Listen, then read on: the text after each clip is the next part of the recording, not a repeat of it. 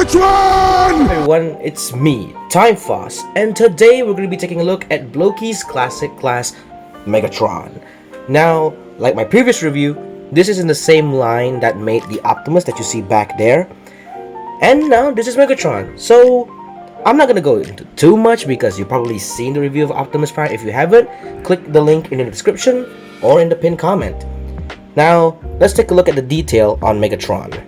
So zooming in on the detail, you can see how much Blokees pays attention to the detail on every piece of armor that makes up Megatron. Now, the Blokees, they've never disappointed. As you can see, the detail is pretty spot on to the minor crooks, and those little grills that you see back there, those are detailed. But sadly, there are some hollow parts in some areas, like you see on the back there and on this gun here, but it's nothing to like lose your hair over. This is essentially a great Megatron figure. Now I should note this doesn't transform, so there's not going to be any transformation steps with this guy.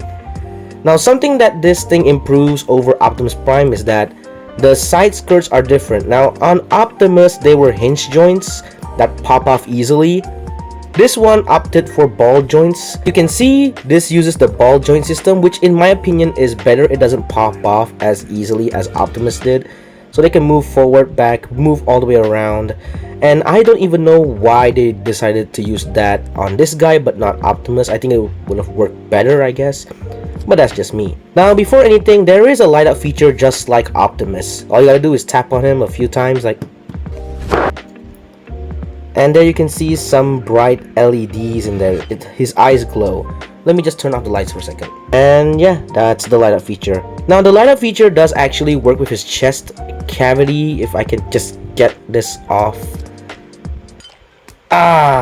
Hold up. I'll try to find a tool to open this thing. Part separator should make this job easier. Don't break, please. His cog is light up as well.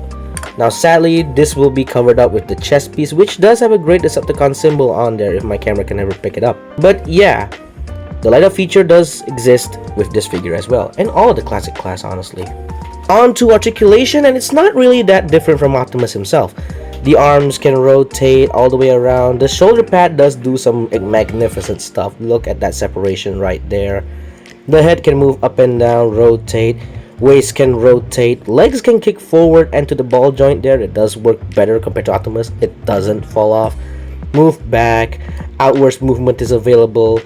There's no thigh swivel, but there is knee swivel. Bend at the knee on a perfect joint. Look at that thing. And the arms can also bend, but not really that much.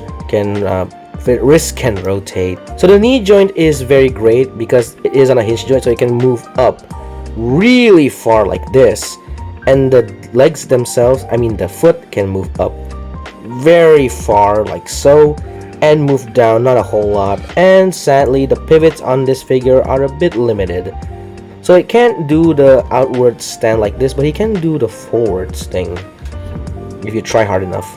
Accessories wise, this guy isn't packing a whole lot of stuff. Just like Optimus, he comes with a base that is like this. It has two, but I decided to use one only because they're the same base like Optimus. And unlike Optimus, this comes with red effects for the stands. And if I open my Sharkticon at the back there, he does come with extra hands. So you do get two pairs of holding hands with a hole in them, you know, like semi-fist, and two open hands. I opted for this configuration because technically we've always seen Megatron with one fist in his fusion cannon hand. And yeah, those are the hands that you get. The accessories wise, it's already on the body of Megatron itself. You got the minigun and you got the fusion cannon.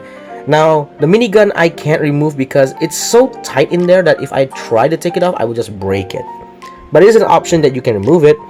Just like the fusion cannon, you can remove it. I believe it's very tight in there. I'm not gonna do it. I feel like I'm gonna break it. And I haven't talked about the fusion cannon.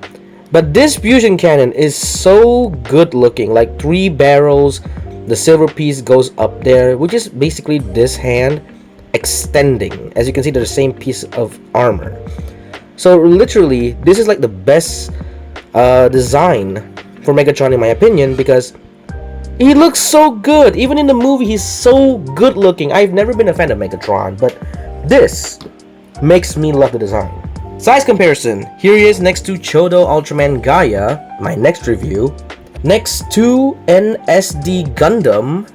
Here he is next to Core Class Starscream in jet mode. I can't be bothered to transform this guy at the moment. Here he is side by side with Sentinel Prime, the smaller one. No guys, don't fight right now. And finally, side by side with his best friend turned enemy, Optimus Prime.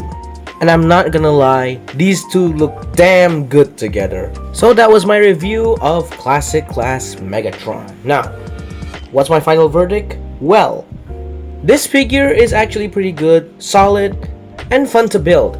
If you like the idea of non-transforming Transformers, if you're okay with it, and you like proportionate looking robots close to what the movie is shown, I suggest you pick this one up.